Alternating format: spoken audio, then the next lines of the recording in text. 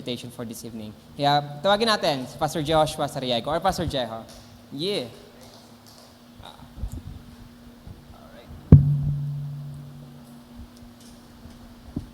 Okay, ayan.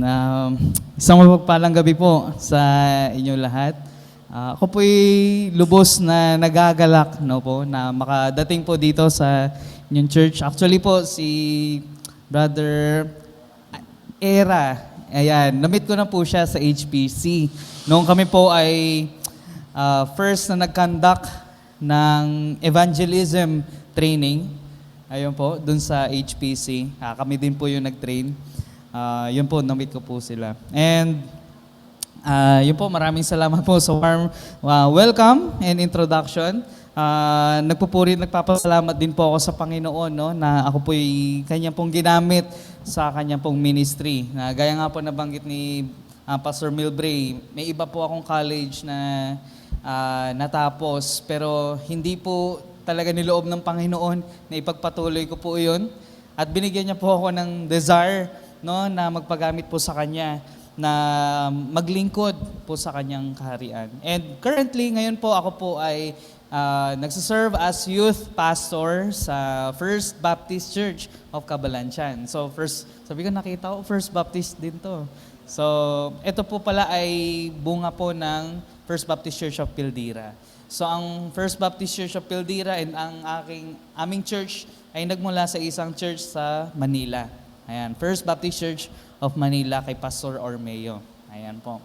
So, ko parang pinsan? Pamangkin? Pamangkin itong church. Kasi kung si sir po namin ang Pildira, ito po anak, pamangkin. Ayan. So, pero tayo po ay magkakapatid po sa Panginoon. So, amen po. At ako po ay, yun nga po, as requested by Pastor Milbray, na sabi niya, sige, mag-preach ka na. Sige. Ako din po ay naging preacher kahapon sa aming pong prayer meeting. And sabi ko, sige, kung ano yung tema ninyo dito, ayun yung susundin natin. At yun po, di ko na po papatagalin pa. Tayo po ay magpatuloy magsimula sa ating pag-aaral ng salita ng Panginoon. And our theme, o yung theme po na meron po sa church po ninyo, ay sinabi po sa akin ay godly family. Napakaganda po ng tema na ito. Natunay nga po na tayo bilang mga Kristiyano, ito po sana yung nasa isipan po natin as we have our own different family, magkakaiba po ang pamilya na meron tayo, ngunit hindi po tayo tulad ng mundong ito. Dahil merong iba't ibang itsura o picture ng family, but we as a believer of our Lord and Savior Jesus Christ, follower of God, at children of God, meron po tayong pamantayan kung ano pong klaseng pamilya. Yung ating bubuuin, i-establish, at ayon po ito sa salita ng Panginoon. At inaanyayahan ko po ang bawat isa na buksan po ninyo ang inyong mga Biblia. Basahin po natin sa Joshua chapter 24, verse 15.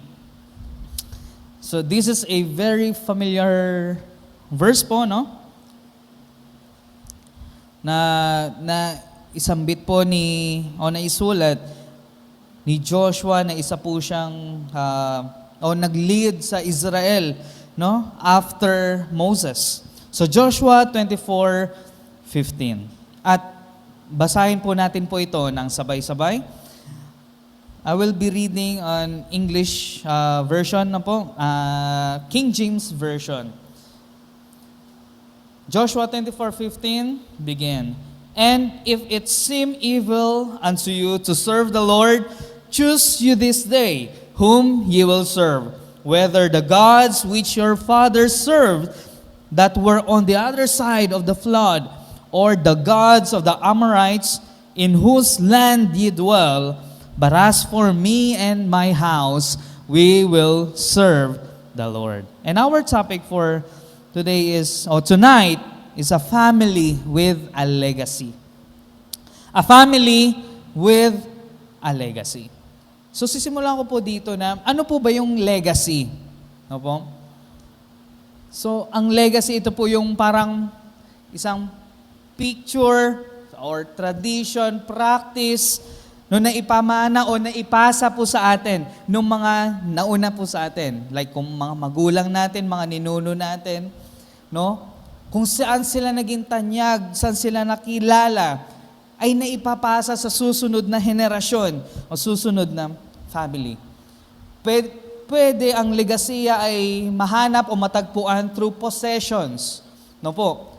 Kung mayaman, o sabihin natin may isang kumpanya ang inyong ninuno o ang mga lolo at lola, ito po yung naging legasiya nila na naipapasa sa susunod na henerasyon. Pero sa atin po, hindi po yan yung pag-uusapan natin.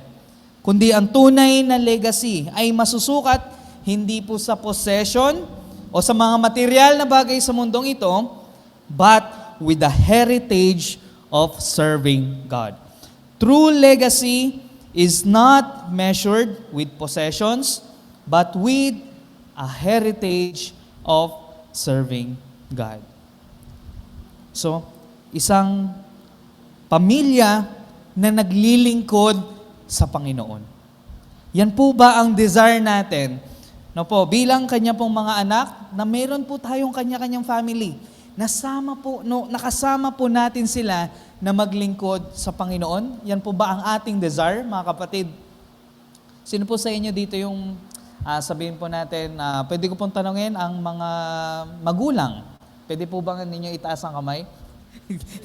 Ayan, mga magulang po, sige, para po makilala. Parents, ayan po, salamat po. Single, may single ba? Ready to marry na? Ayan, okay. Couples. Or ano pa lang, may partner, tawag dito, married na pero wala pang anak. Ay, hindi ka pa married.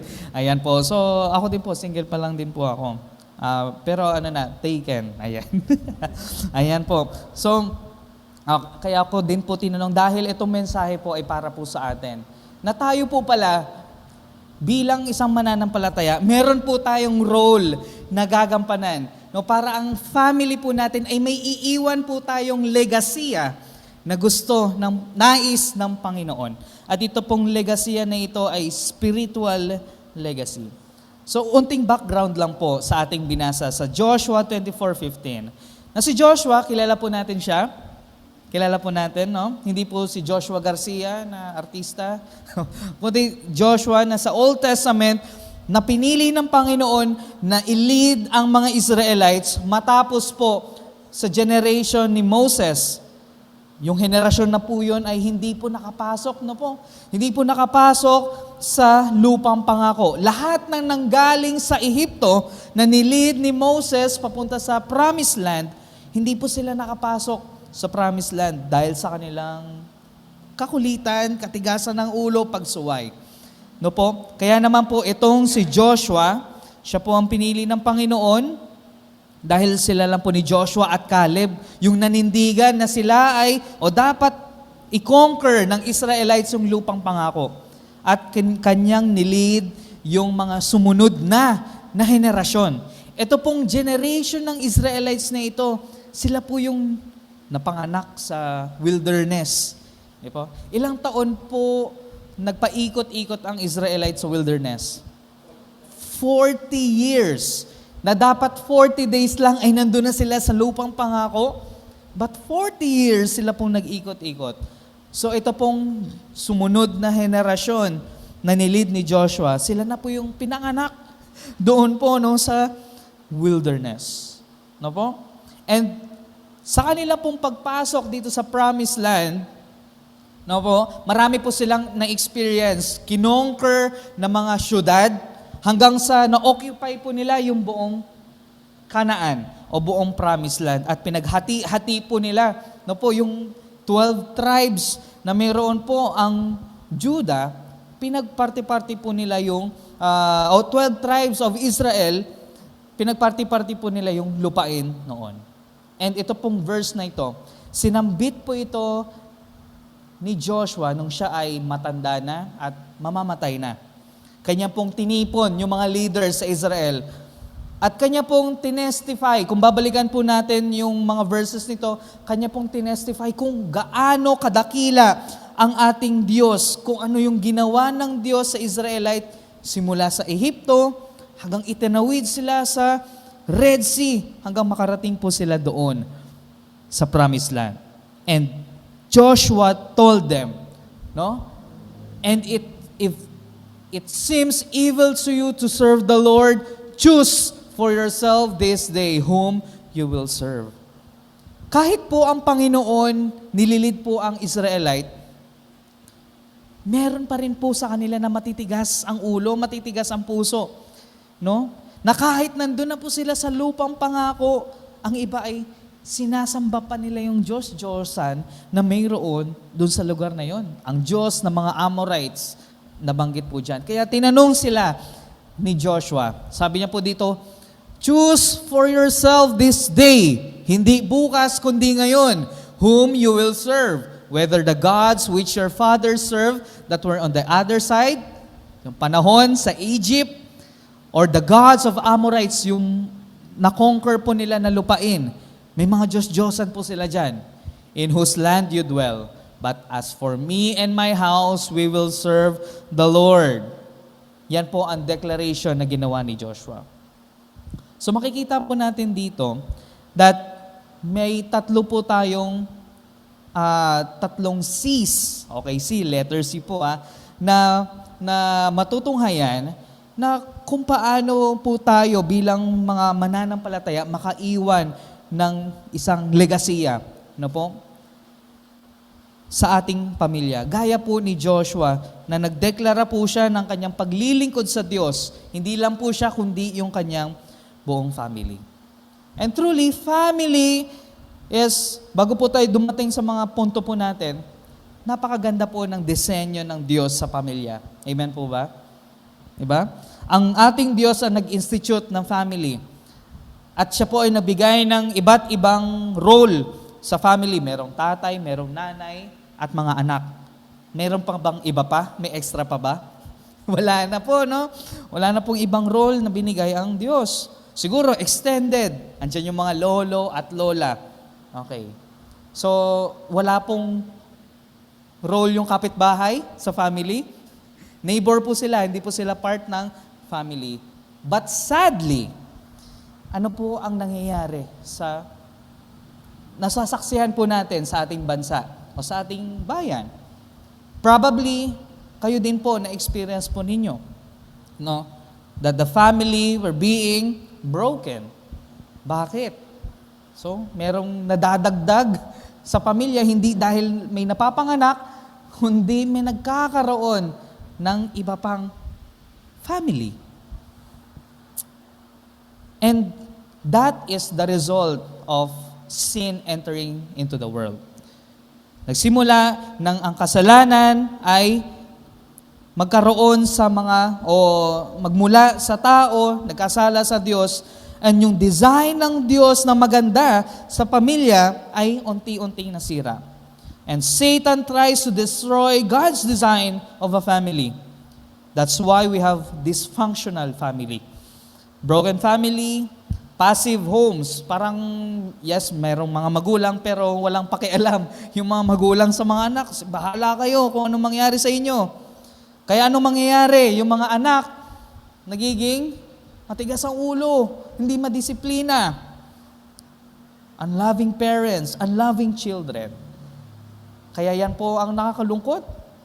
Na minsan, hindi ko po alam yung mga background po natin. Pero marahil, meron po sa atin na ganyan po ang sinapitan sa kanilang family. God created the family for a purpose. Ang pinaka-purpose nito is to reflect the image of God. Di ba po? Paano po nilikha ng Diyos ang tao? Sa imahe ng Diyos. Ma-reflect ang kanyang holiness, righteousness, katuwiran. No po, kanyang liwanag. But because of sin, that image is broken. At hindi na po natin makita yung itsura o yung picture ng creation ng Panginoon sa panahon ngayon. Kailan na lang po kaya natin ito makikita? Pag nasa langit na po tayo. No? Pag dumating na yung Panginoon, binago na po ang ating sarili, naging glorified na po tayo at yung buong family po natin, yung family ng Panginoon sa kaharian niya. yun na po natin makikita yung bagong creation ng Diyos. But now, right now, habang nandito po tayo sa mundong ibabaw, palala ng palala yung nangyayari sa mundong ito. And now, this is the challenge sa atin bilang mga mananampalataya. No? Yes, hindi po perfect ang ating family. Amen? Hindi po perfect ang ating family. Kahit po ako po ay lumaki sa church. Ang aking parents ay mga manggagawa din po. Pastor kid po ako. But masasabi ko, our family is not perfect. No po? Hindi po agad-agad na lahat ng mga magiging choices natin ay tama na ayon sa Panginoon. But this is the promise, no? That it doesn't mean that we cannot, it doesn't mean na hindi tayo perfect, ay hindi na natin magagawa yung purpose na in-establish ng Panginoon. And through the Lord Jesus Christ. No, dahil sa Panginoon, binago niya yung landscape, no, ng mundo, yung kasalanan, yung brokenness, mahanap natin yung healing, mahanap natin yung restoration, mahanap natin yung completeness. Walang iba kundi sa ating Panginoong Hesukristo. At ito po yung tatlong bagay. No po, na makikita po natin sa ating verse na ginawa po ni Joshua to leave a spiritual legacy for our family. Una po, unang C is the choice. At ano po yung naging choice ni Joshua? The choice to serve the Lord. So sabi dito, choose you this day. Mamili kayo ngayon din, whom ye will serve. Skip po natin, but as for me and my house, we will serve the Lord. And service is a choice. No po, service is a choice. Ito po'y desisyon na dapat pong gawin natin. Choice nyo po ba na pumunta dito sa church para mag-prayer meeting? Yes. Choice nyo ba na mag-attend ng mga gawain ng FBCF? Diba? Yes. Choice natin. At yan ang pinakaunang choice na dapat po natin gawin, that we choose to serve the Lord, none other than the Lord. No po. And this choice was made. Ano po, bakit pumunta sa punto na ito na nag-decide si Joshua na ang Diyos lang yung paglilingkuran ko? Bakit po? Ano po ba yung naging experience niya? Paano ba niya nakilala yung Diyos? Simula pa lang po dun sa lugar ng Ehipto, nakita na niya yung pagkilos ng Diyos. 10 plagues nangyari sa Egypt, sila ay pinalaya ni Pharaoh. Pinatawid sa Red Sea. Napakadakila po ng ginawa ng Diyos sa kanilang buhay. And with that knowledge, with that experience sa Diyos, ibig sabihin, they truly know God. And yun yung decision na ginawa ni Joshua to serve the Lord. And this is the question I want to ask every one of us. Do we really know the God of the Bible? Kilala po ba talaga natin ang Diyos na tinuturo ng Biblia? No po?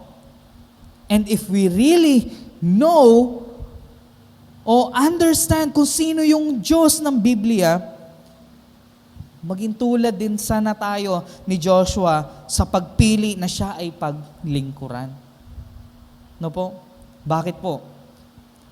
Dahil po, marami po sa atin, no, masabi po natin that we are Christians. Marami nagkiklaim na Kristiyano, but they don't serve God. Paano po nangyari yun? No po? Marami nagsasabi na, ay, Kristiyano naman ako, ligtas naman ako. Pero nasan ka ngayon? Nasan ka ngayon? Naglilingkod ba sa Panginoon o namumuhay sa kamunduhan? They would siguro, hindi talaga nila nakilala ang Diyos. O they create their own concept of God. Meron po silang sariling ideya sa Diyos.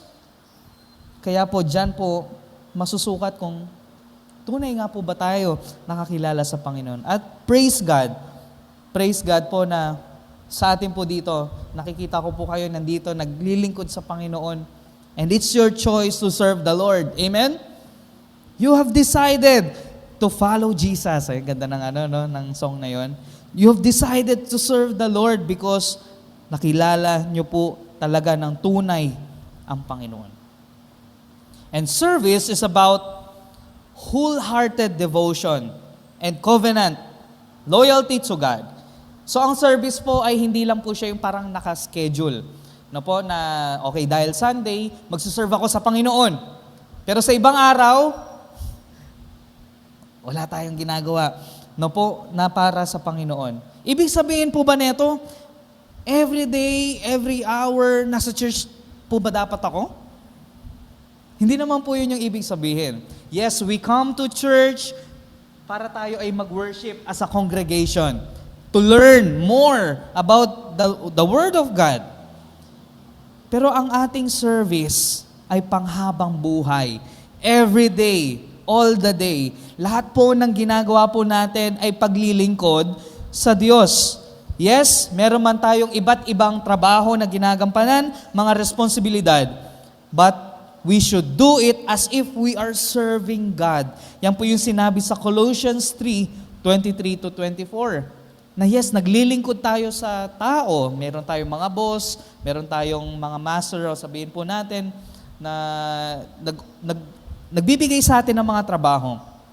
But we do this not for the person, but for God. Ginagampanan po natin ang ating mga tungkulin na may pagtatapat, okay?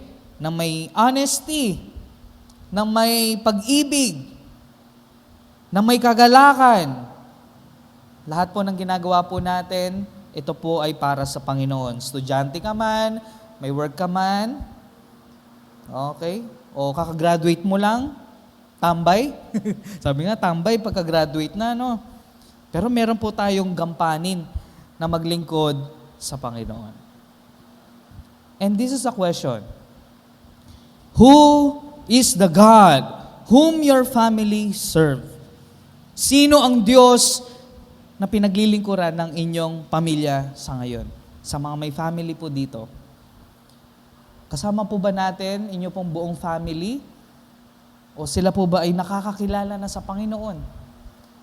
Marahil hindi po lahat no po, na nandito ay ganun po yung estado ng family po natin. But let's keep on praying for them and winning them to the Lord. No, sila'y makakilala sa Panginoon. Kailangan po nila ng kaligtasan mula sa Panginoong Hesukristo. And hindi lang po makilala, kundi paglingkuran ang Panginoon. So yan po yung una, the choice to serve the Lord. So dito po yan magagaling sa ating isipan. The second one, the commitment to live in obedience to God. The commitment to live in obedience to God. So hindi lang po tayo nag-decide na, yes, I will serve the Lord. But how? Paano po natin paglilingkuran ng Panginoon? And it's by obeying the Lord. So legacy is not built on one-time decision, but on daily obedience. No po, parang sabihin po natin, nag-decide tayo na, yes, magko-construct ako ng building o bahay. Sino na pong may experience sa construction dito? Okay. So, paano ba tayo magtatayo ng tahanan? Maghuhukay, magtatayo ng pundasyon, maglalatag ng hollow blocks. Asintada, yan yung sinasabi. Pero, pag naglatag na ba tayo ng dinesisyon na natin, okay, gagawa ako ng bahay. Okay na ba yon? Tapos na ba agad? May nangyari na? Wala pa. So sisimulan mo na yung step by step na pagko-construct ng bahay. And it takes discipline para magampanan yun hanggang sa mabuo yung isang tahanan. Gaya nga po ng obedience. No po. Makikita lamang po na o malalaman sa buhay natin na tayo mga Kristiyano, na tayo ay tagasunod ng Panginoon kung nakikita nga po talaga sa buhay natin na tayo ay sumusunod. Kaya sabi ko, marami pwedeng magsabi that They are Christian.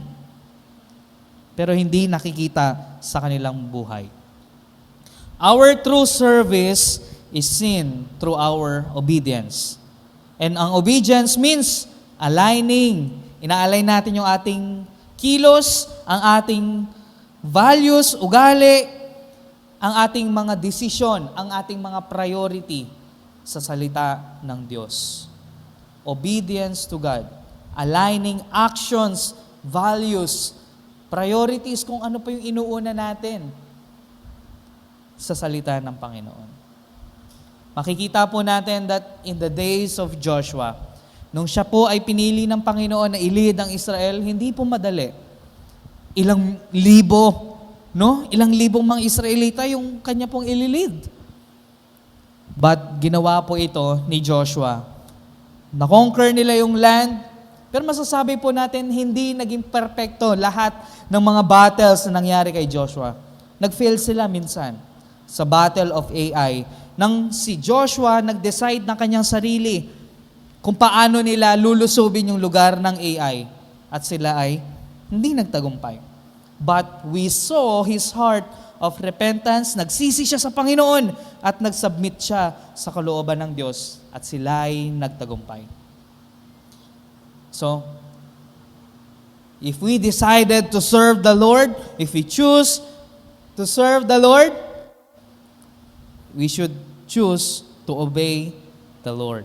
We commit to obey the Lord. And our obedience must not be rooted in fear. Hindi dapat sa takot, no po, kundi sa pag-ibig. No po, niligtas po tayo ng Panginoon dahil sa pag-ibig ni Kristo, sa pag-ibig ng Ama, pag-ibig ng Diyos. At tayo din po susunod sa Panginoon sa pag-ibig sa Kanya. Dahil sa ginawa ng Diyos sa buhay po natin. Amen po ba? Or dahil takot tayo, ayaw natin na mapahiya, ayaw natin na ma-call out no po sa church, ayaw natin na parang, ay, yung parusa ng Panginoon, ganito, ganyan. Yes, merong consequences ang kasalanan. But our obedience must be rooted in love. Kaya sabi ni Jesus Christ in John 14:15, if you love me, keep my commandments. No po? And paano po natin makukultivate yung obedience sa ating family? Kaya tinitingnan ko po, sino kaya, meron po kayang mga tatay dito? Meron na po ba? Parang wala pa. Parang wala pang father dito. No po? And sana itong message na po ito ay makaabot sa mga kinikilalang head of the family. Because they play a huge role no po sa isang pamilya. Na mamaya po, tunghayan natin. So, ano po yung dapat po na makultivate sa family? Families must practice prayer, worship, Bible study, and service together. Di po, napakasaya na makita na yung buong pamilya po ninyo, kasama po ninyo naglilingkod sa Panginoon, kasamang nag-attend sa church, nananalangin, sama-sama, nag-worship, umaawit ng papuri, naawitin sa Panginoon at nag-aaral ng kanyang salita.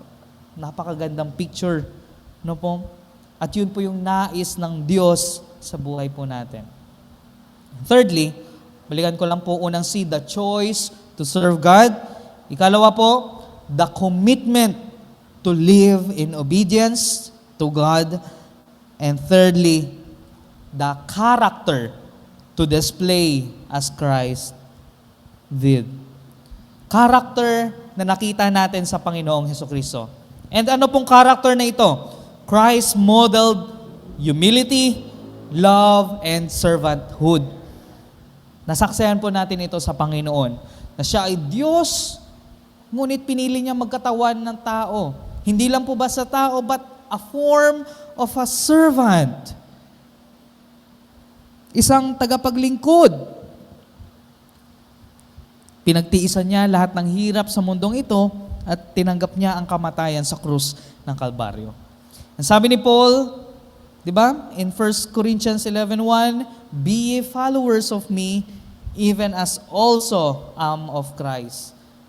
na tayo po ay sumunod sa yapak ng ating Panginoong Hesukristo. Po. Na kaya nga tinawag po tayo, no? Sabi ni Jesus, you are the light of this world. Pero yung light na po ito, saan po nanggagaling? Sa Panginoong Jesus. Siya po talaga yung liwanag. No po, na nagbigay ng liwanag sa buhay natin at siya din po, ito po ang maipapasa na liwanag sa bawat mananampalataya na makikita ng mundong ito. The character to display as Christ did. So yan po yung tatlong bagay na makikita po natin as an example of Joshua. No? Siya po ay nag-decide to serve the Lord, choose to serve the Lord. Committed siya sa pagsunod sa Panginoon. Pangatlo, kanya pong dinisplay yung righteousness, dinisplay yung pag-ayon sa kalooban ng Diyos. Wala pa naman po si Kristo sa panahon na yon. Pero ang laws, no po, doon na nakikita o nare-reflect kung sino ang Panginoong Hesukristo. Di ba? Modeled humility, love, and servanthood. And ito po, as I end, ito po yung roles na meron po tayong dapat gampanan. Kaya tinanong ko po sa inyo sino yung mother na dito, sino po yung father dito, sino yung children. Alam na po ba natin yung role natin sa family? Opo? Siguro parang yung naisip nyo pong role na kunyari ang tatay, taga-provide. Yes, yan yung common role na sila yung magpo-provide ng pangangailangan ng family, protector. Ang magulang o ang nanay, taga-alaga ng anak. No po? Taga-suway, taga-discipline. Ano pa po? Siguro po yan yung role na katulong sa bahay. No po? Liwanag, sabi nga, liwanag sa tahanan. So yung role ng tatay, taga-patay ng ilaw sa tahanan, taga-pundi, hindi naman sana. And yung mga children, ano yung role nila? Ano po yung role nila sa family? Matulog, gumising, kumain, maglaro, matulog ulit. Okay. Gusto po ba natin malaman kung ano yung biblical role na binanggit po sa salita ng Panginoon na dapat po nating tularan? Ito po. The Father, hindi lang po siya yung nagpo-provide, but siya ay ang spiritual leader. Okay? Spiritual covering. Sabi sa Genesis 18:19, sabi dito, He will command His children to keep the way of the Lord. Siya bilang head of the family, He will lead with spiritual authority. Igaguide niya yung buong household sa righteousness. Igaguide ang buong sambahayanan sa paglilingkod sa Panginoon, pagsunod sa pamantayan ng Panginoon. Yan po ang pinaka-role ng isang tatay. Of course, syempre, saan po magsisimula yon? Paano po susunod yung anak? Pag ba sinabi lang natin, anak, ito yung gagawin mo, sapat na po ba yon?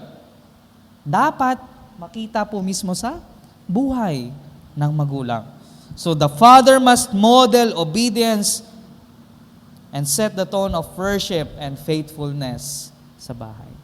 And that's our prayer. Kung meron po of course, may mga fathers po dito sa church na ito. Yan yung prayer natin na sila po ang mismo maging model ng pagsunod sa Panginoon. At i-lead yung buong sambahayanan sa paglilingkod sa pananampalataya sa Diyos.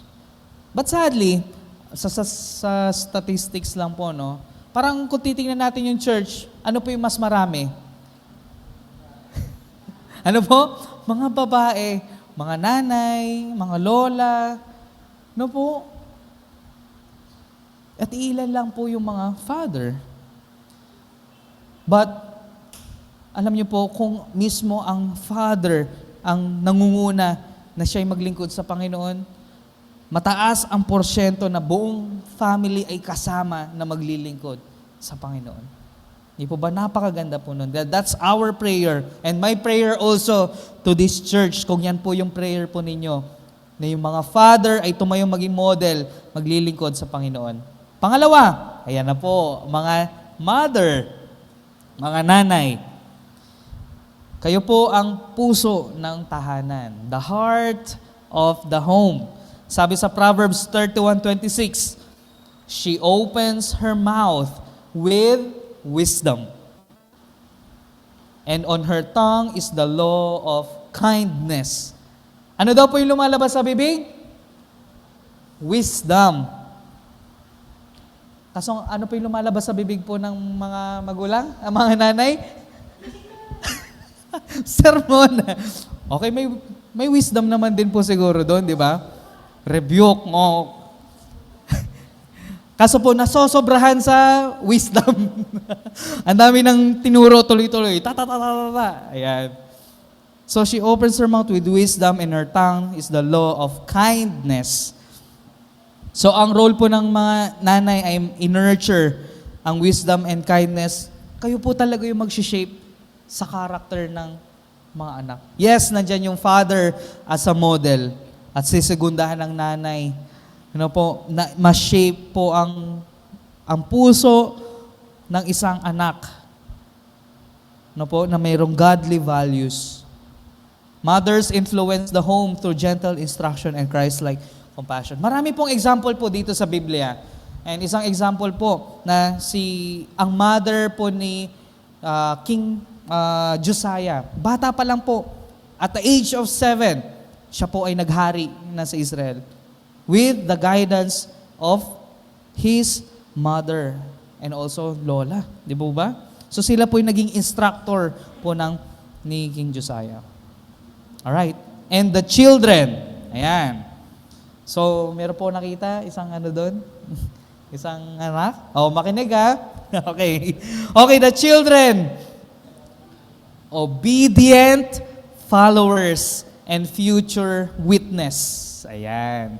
Obedient followers and future witness. O, alam natin tong Ephesians 6:1 and 2. Children, obey your parents in the Lord, for this is right. Honor your father and mother. Ayan. So, dapat po ang mga anak matuto ng obedience, honor, and faith sa kanilang magulang.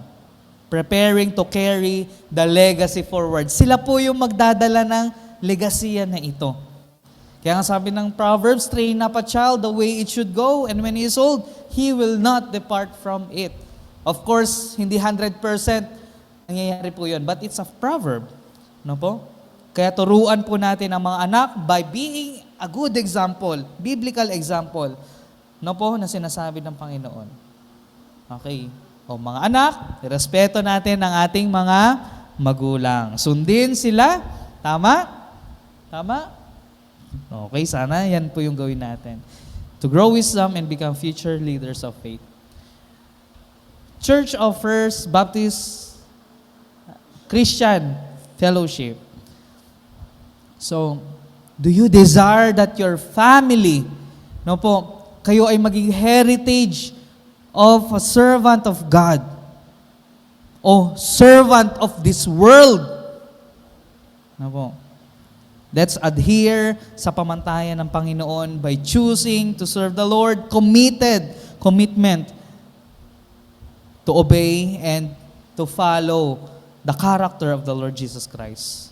And as I end, Romans 12:2 says, and be not conformed to this world, but be ye transformed by the renewing of your mind, that ye may prove what is that good and acceptable and perfect will of God. Yes, we may be a Christian, nakilala natin ang Panginoon, but kailangan ma-renew yung ating isipan, that we may be transformed, na maging ma-align tayo sa design ng Panginoon. Is that what we want sa ating family? Amen? Let's pray. Our gracious God, loving Heavenly Father, salamat po sa inyo pong paalala sa amin na kayo po ang nagtatag ng family. And you want every family of this church to be a servant of you, Lord. That every family will decide or choose to serve you, not to serve this world. And they choose to commit in obedience sa inyo. And they choose to follow the character of our Lord and Savior Jesus Christ with humility and love and servanthood.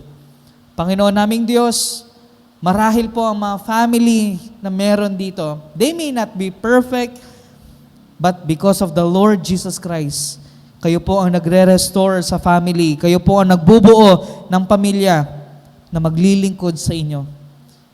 And I pray that every member of the family, kanilang pong gampanan ang role na inyo pong itinalaga sa kanila.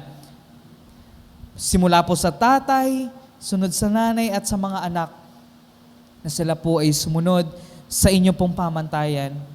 Dahil ito po ang nais ninyo, ito po yung kalooban ninyo sa bawat pamilya na meron po sa kapulungan na ito. Panginoon naming Diyos, wag nawa po malimutan, umawaglit sa isipan ng bawat isa ang mensahe na ito, ba't kumilos sa kanila pong mga buhay at magkaroon po ng pagbabago. Kayo po ay aming pinupuri, pinapasalamatan at tinataas ang dakilang pangalan ng aming Panginoong Kristo, aming Diyos at tagapagligtas at sa kilos at gabay ng banal na Espiritu. Amen. Amen. Maraming salamat po. To God be the glory.